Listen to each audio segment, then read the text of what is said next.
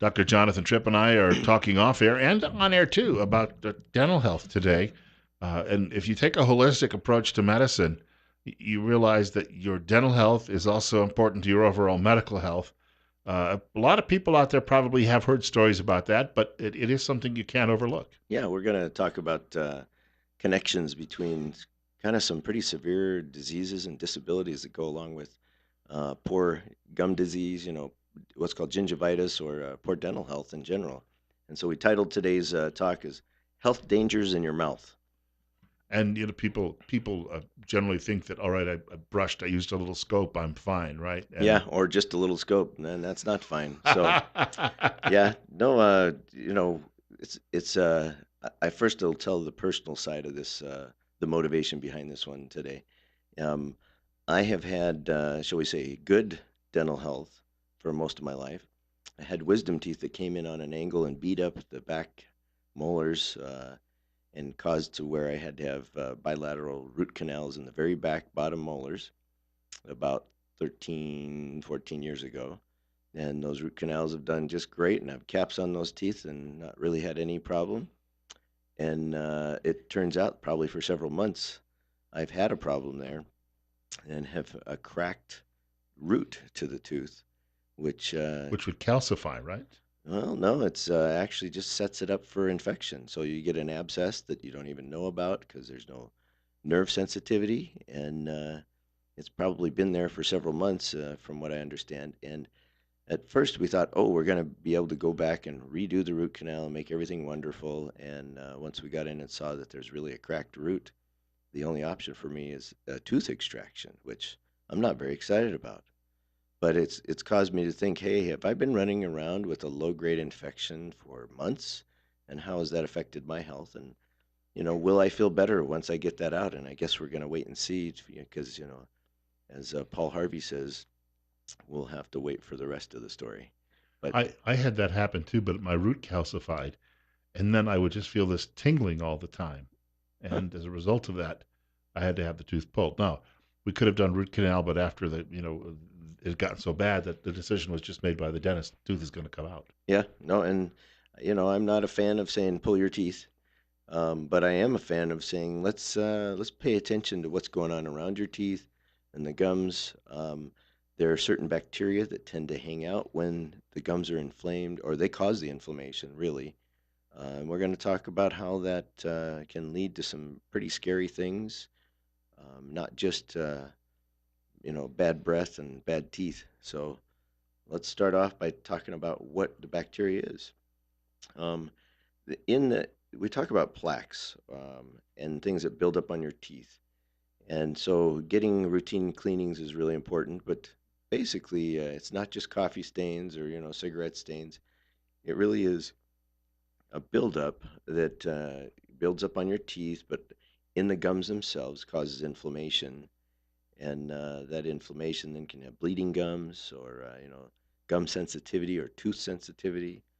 And it's really a growing body of research that shows that the bacteria and the inflammation in your mouth are also linked to other problems. And here's some of them: heart disease. So we're talking about heart attacks, dementia, losing your memory and your ability to function on your own, and as well as your overall health. I'm going to talk about some of those others: diabetes, even rheumatoid arthritis. There's a connection between those being more prevalent if you have gum disease. So all of a sudden, we're talking about things that are health threatening and life threatening, all because we're not taking care of what's going on around our teeth. So, A lot of people I know, I mean, they tend to neglect their. I worked with a fellow at the Postal Service, and when he would finish his lunch, we had half an hour. He'd take a little over 20 minutes, he'd go to the bathroom, and no matter what, he'd always brush his teeth, even at work, and then he'd floss afterward. He had great teeth. We also had postal workers had a great dental plan, and a lot of people don't have great dental plans, and they tend, I think, the dental health is something that a lot of people out there neglect more than anything else. it is true. If you either don't have a dentist that accepts insurance or you don't have insurance, you're paying out of pocket for all of this. The doctors will often applaud the dentists and say, you guys were the smarter ones not to take insurance because now insurance rules everything about healthcare. Dentists are falling into that a little more because people are so accustomed to having an insurance plan. And so it is nice to have one. Um, I guess I'm going to argue for the dentists at this point, even though when I have to take, my four kids and my wife and I, and six of us are paying for teeth cleaning, that's a pretty expensive, week if we do it all at the same time. But what I'm going to argue for is the things that this can cause trouble with, not just pain in your jaw Hmm. or loss of teeth or looking bad when you smile in the mirror. We're really talking about things that will shorten your life or make your life much poorer quality. And so, I think it's worthwhile. And most of it really is doing what you're going to do at home that is low cost, and that is regular brushing your teeth, the flossing. And we were talking off air about how the flossing actually helps harden the gums, and the gums are your protection around the teeth. And so if you have soft gums, it's easier for bacteria to take hold and really set up shop and dig down and cause your whole tooth and other problems to show up. We've got more with Dr. Jonathan Tripp on the way in just a moment. Coming up on 8:40, we're at 50. Bill Colley with you as well. It's Better Health with Tripp Family Medicine on News Radio 1310 KLIX and newsradio1310.com. Dr. Jonathan Tripp in studio with us this morning, and we're talking dental health on News Radio 1310 KLIX and newsradio1310.com. We're at 40 or 841. I can't confuse the time with the temperature. Temperature is actually, we're up to 52. Doesn't look great outside, but it's a little warmer today than probably what we were expecting for most of the week. Doctor, we've got to point out, I think you still have one peel party ahead Oh, before we sure the do. end of the year. In fact, that's this next Thursday on the 9th of November. It is $100 to be part of the party. You will get more than that back, and it's a lot of fun. It's a chance to get kind of your feet wet, or in other words, more or less your hands and your face wet. Because at those parties, we do a hand peel. We're going to do some type of a facial peel after consultation, and then we talk about how to maintain things or actually reverse the aging process as far as your skin goes. And depending on your age, I can frequently will tell you 3 to 5 years we can take off over about 3 to 4 months. And a little older, I can often tell people we're going to take 10 years off the look of your skin, and that's without really the rest of the world even knowing you're doing it. There's no facelift. There's no the peels are not causing your face to truly peel like a snake, although we can do those. So if somebody really wants to be aggressive, we've got them, but most people don't want to do that. I've seen people who've done that, and for a couple of months it's tough to look at, but when they When they get get really aggressive stuff, yeah, yeah, but then within a few yeah, months, they really enjoy what they've yeah, gotten done. yeah. It is. There is the field of thought that says, no pain, no gain. We're kind of on the other side of that. We're saying, let's do this with virtually no pain and nobody else noticing and have all the fun and the benefits. And that's what the Peel Party is about. But we do a lot of other cosmetic stuff. That's part of my background for 5 years in Arizona is purely cosmetics with lasers. And in our office here, we don't have lasers, but we do Botox, we do fillers, the chemical peels, a nice, very fun treatment called micro resurfacing. And so if you got spots you're just sick of seeing, or you want to smooth your skin, you want it to look younger, healthier. Those are the things we go after, and it doesn't have to be just your face. We do hands, we do chest, but lots of this is cleanup. And I tell people this is for fun. It will not make you live longer, but you sure might like how you look better. So that's aside from what we're talking about with dental health today. We're really trying to talk about live longer, live better. Well, and we're talking about gum disease too as part of this, which I think a lot of people out there may have it, don't even realize they have it. But the ill effects, the one that I think about most, is I learned about this 20 years ago, is if you've got bleeding gums, you likely are going to develop heart disease. Yeah, the struggle with all of this is bleeding gums aren't usually just profuse. They're more you do a little bit like brushing your teeth or you floss for the first time in a long time. That's okay once or for 1 or 2 days, but really within about a week of trying to maintain once a day flossing, you shouldn't have bleeding gums. If you do, now it's time to actually see the dentist because there's usually a deeper problem, and that will cause you tooth loss. But what we're really talking about is if you have that gum disease long standing, you are a setup for more likely to have a heart attack, more likely to have a stroke, more likely to develop diabetes, and in long term, really, more likely to have dementia. And having two grandparents that had Alzheimer's in their late 80s, um, and then they lived into their 90s, dementia is a big worry for me. So when I, am confronting this as a possibility of an unknown, gum disease in my situation, um, I'm a little leery or concerned that, how many others have things like this and don't even know that it's going on. So, it is worth having the annual checkup, have somebody take a look that knows what they're looking at. But let me tell you a little bit about dementia. It's really interesting.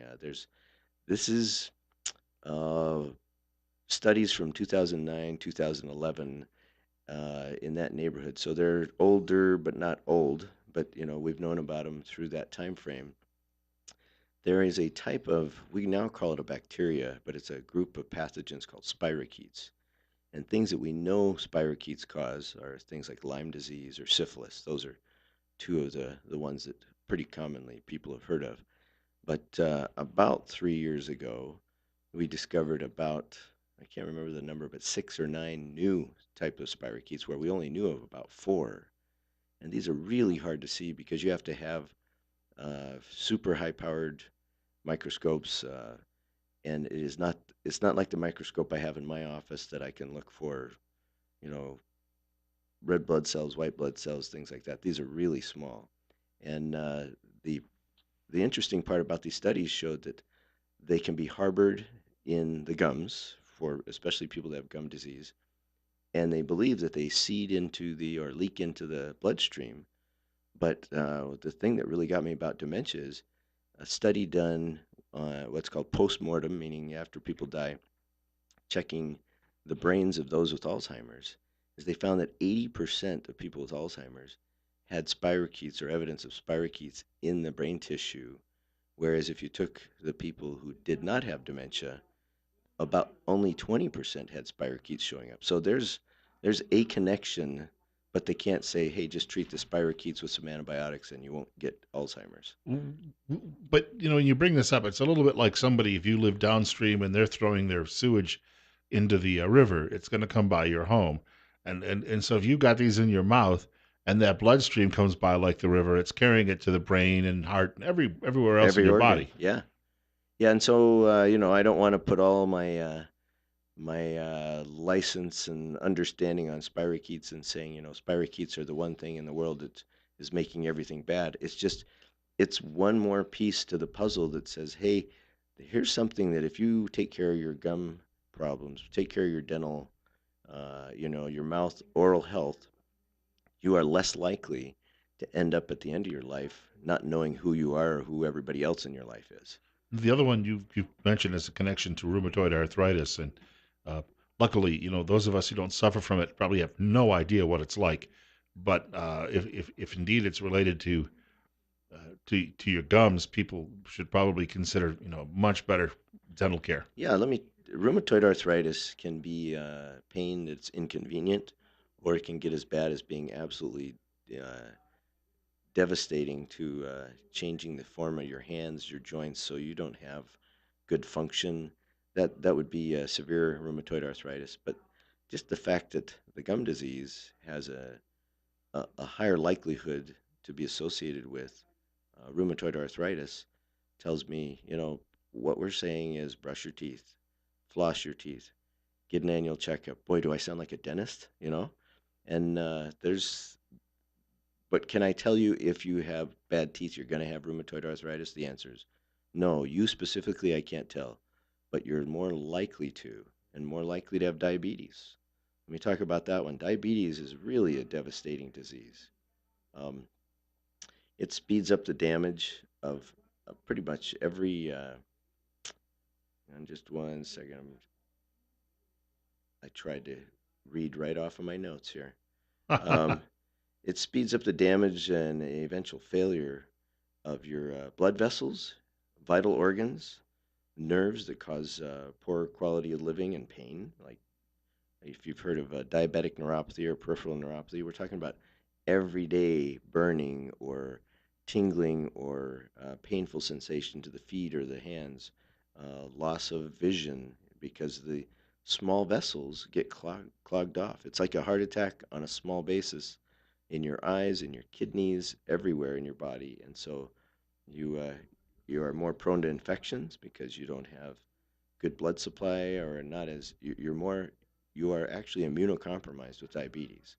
So imagine having bad gum disease, getting diabetes, and then the gum disease gets even worse because now you're more prone to infections.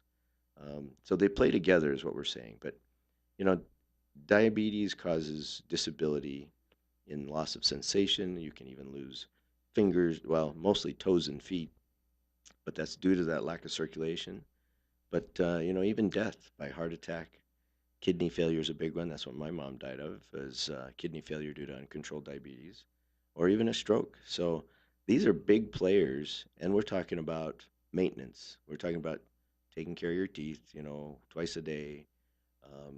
Halloween is beautiful, but if you were still awake after the candy, brushing your teeth would have been a big deal last night. I saw the kids. Some of them, they don't wait till they get home. They're eating it sometimes while they're going down the street. Oh Yeah, yeah, and so when they get home, they probably should brush right away. yeah, and this is not to promote. I guess I don't think of myself as a germaphobe. If you brush your teeth every time you eat, you're the dentist's hero. I'm probably not that good, but if you're doing at least, morning and night, you're keeping most of the, as my wife calls them, the sugar bugs away that really set they set the environment for decay. And in fact, I had a dentist friend from church who said the same thing. Just make sure you at least do it twice a day. Yeah. You wanted to point out that if you actually get this treated, that some studies show that people will actually Feel better. right. Yeah, yeah, you get physically feeling better in a lot of cases. And can I promise that? That's why I said for me we'll have to wait for the second half of the story once I get my situation fixed. I'm kind of excited to see if all of a sudden I'm not aware that I was feeling run down and all of a sudden I have energy back. So I've heard that from others, but a 2009 study found that like people with the rheumatoid arthritis, they actually had less pain, less swelling, and morning stiffness after their periodontal disease was treated. So imagine that. It wasn't a drug, to treat rheumatoid arthritis that made them feel better. It was actually fixing, the gum disease. Um, and the tooth and gum disease mimic other pains. That's something that as a physician I have to figure out all the time. Somebody comes in with sinus pain or pressure or tooth pain, and distinguishing one from the other is kind of tough. But earaches, so ear pain, jaw pain, often headaches that are, chronic or recurrent, and even neck pain, all of them can be due to gum or tooth disease that if you fix the gum disease, tooth disease, these other symptoms disappear. Figuring out which one came first is the chicken or the egg story. We really are trying to figure out, did the headache cause this, or does the sinus pain causing tooth pain, or is it the other way around? And so, people that get the teeth fixed often find, I didn't realize I had chronic sinus pressure, or I thought was chronic sinus pressure, and now resolved.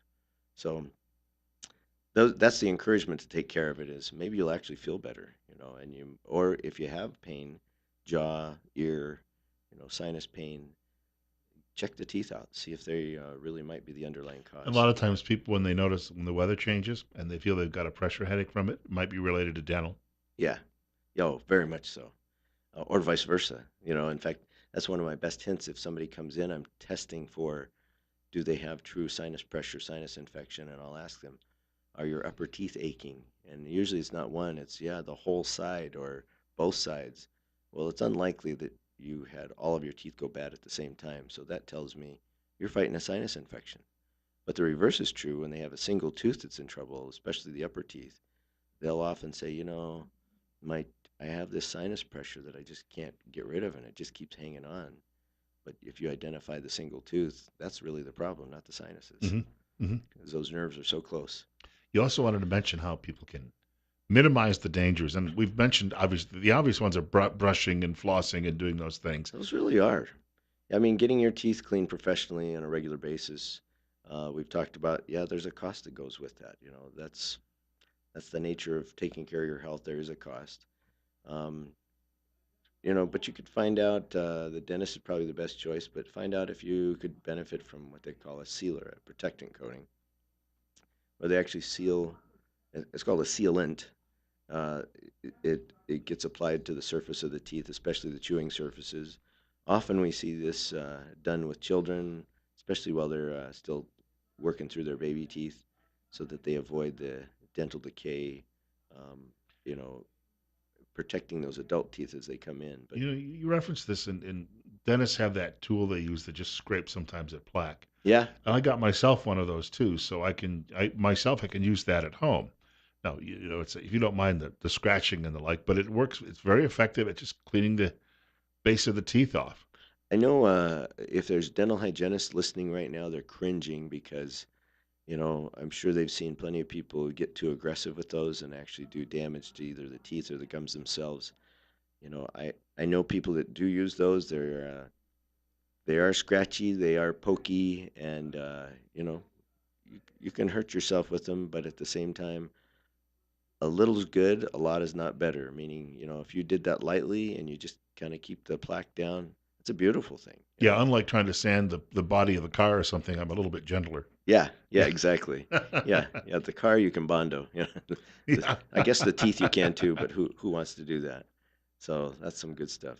Well, if let me kind of go back to our peel party.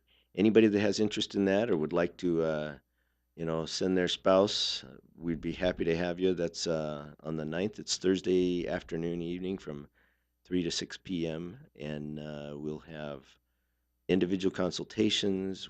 It's actually been a lot of fun. We did this about 2 weeks ago now, and just everybody that came through had a lot of fun with it because it's not threatening, and we're seeing immediate results, and those results just get better over a little bit of time.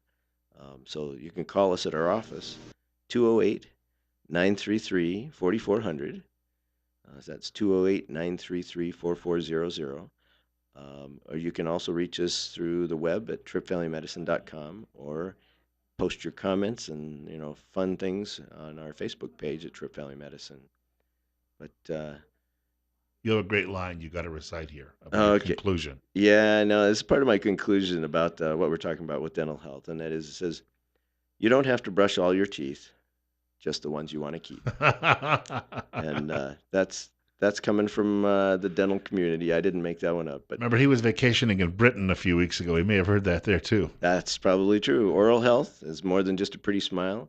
If you want to give yourself the best quality of life and the best length and avoiding potentially devastating health problems or early death, keep your mouth in good health because life's too short not to feel good. I want to thank Dr. Jonathan Tripp for dropping by this morning.